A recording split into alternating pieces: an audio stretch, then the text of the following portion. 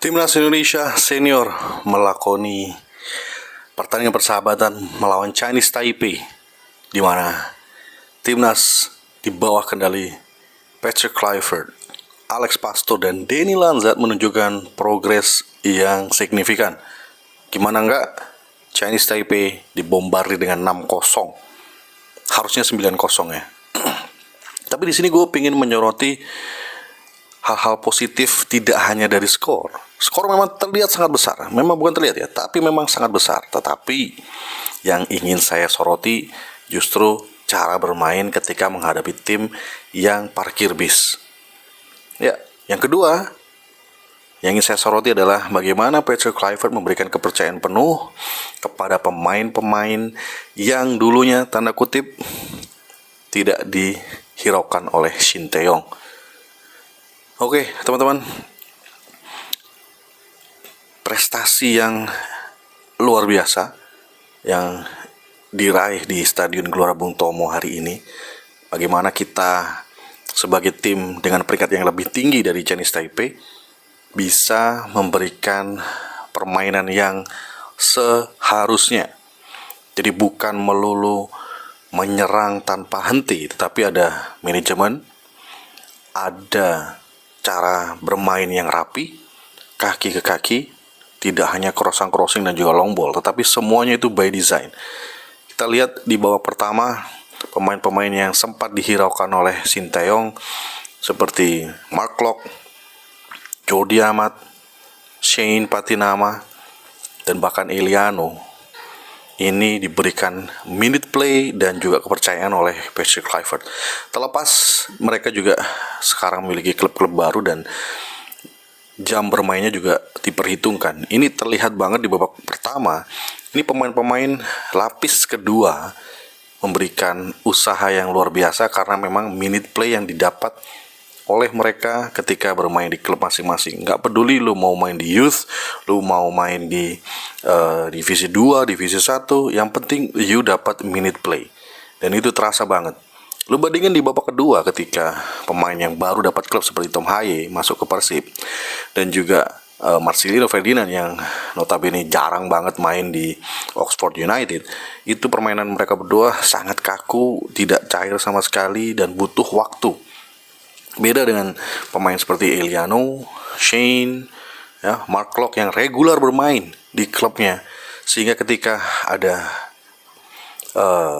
Timnas Day seperti ini, mereka bisa menunjukkan keluasannya ya, cara bermain, stamina-nya terjaga ya. Terutama Nathan Chuaon ini juga benar-benar menunjukkan kelasnya, bagaimana dia bisa berperan sebagai deep lying playmaker sekaligus breaker. Jadi ketika Joe Pelupesi tidak main nantinya, atau ada kumulasi atau cedera, kita masih punya Nathan. Dan apabila di lini tengah opsinya cukup banyak, masih ada Ricky Kambuaya yang belum dimainkan. Ya, di situ sudah ada Joe Pelupesi juga yang belum dimainkan. Walaupun Ivar Jenner nggak dipanggil, tetapi ya itu karena murni minute play yang didapatkan oleh dia tidak banyak, sehingga Patrick Kluivert ingin benar-benar memainkan pemainnya dengan minute play yang baik. Sementara di depan, Ramadan Sananta menunjukkan kualitasnya walaupun ada sedikit penurunan di babak kedua, tetapi at least bagi seorang striker yang dibutuhkan adalah gol. Debut dari Mauro Zylstra dan juga Emiliano Jonathans itu juga luar biasa, sebanding juga dengan Eliano Reinders bermain penuh. Ini benar-benar menunjukkan kualitas tambahan ya. Gue kira Emiliano Jonathans ini pemain di sayap kanan, kakinya ya dominan kanan ya, tapi ternyata dia kidal ya. Dia mirip permainannya langsung take on, direct, tidak seperti Egy Maulana yang lebih cut inside dan bekerja sama tiki taka. Ini lebih direct dan memang lebih cocok dimasukkan di babak kedua pemain seperti Emiliano untuk memberikan tekanan secara individu one on one melalui kecepatannya. Cuman memang finishing dan juga end passingnya masih perlu diberikan waktu lebih, chemistry-nya. Next lawan Lebanon, gue yakin mereka akan jatuh lagi. mereka akan diuji dengan lebih matang karena Lebanon adalah tim Timur Tengah yang mirip-mirip dengan lawan kita nanti, yaitu Irak dan juga Arab Saudi. Gue gak sabar pengen menunggu jadwal tersebut di hari tanggal 9 kalau gak salah, hari Selasa ya. Gue ingin lihat bagaimana perkembangannya, dan gue pingin permainan seperti ini walaupun lawan Chinese Taipei peringkatnya lebih jauh rendah, tetapi permainannya ini benar-benar proper, semuanya bertanggung jawab, memiliki etos kerja, pergerakannya juga tanpa bola baik, penempatan posisi ketika lawan memegang bola ataupun ketika teman sendiri memegang bola itu tidak terlalu jauh dan selalu ada opsi ketika mereka memegang bola.